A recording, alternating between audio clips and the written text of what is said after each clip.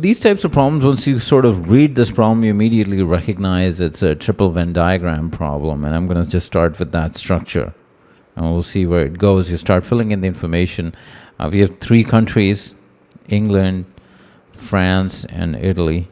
And then again, 26 members travel to England. So 26 is referring to this entire circle. France is also 26, and then Italy is 32. Then I'm going to take into account the information given that last year no members of the club traveled to both England and France. So no members, that means that this is 0. This whole thing is 0. And then 6 members traveled to both England and Italy. So this whole thing would be 0 because this includes all 3. But if there's none that travel to both England and France, you can't have anybody in this. So this region here, England and Italy, they said 6 members travel. So that's 6. And 11 members travel to both France and Italy. So that's 11.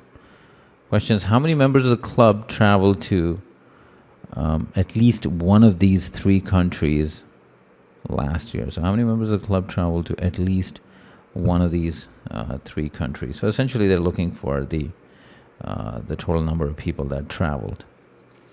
So we can find, if this whole thing is 0, that's 6, this would be 20. And that 20 is referring to this region.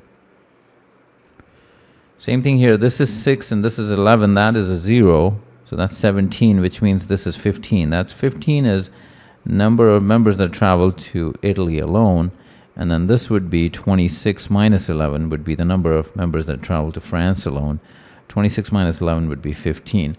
And so the number of members that travel to at least one of these 3 countries would be the sum of these numbers that are inside this diagram. So 20 plus 6, 26 plus 15 would be 41, plus 11 would be 52, plus 15 would be 67. So the answer is 67, choice B.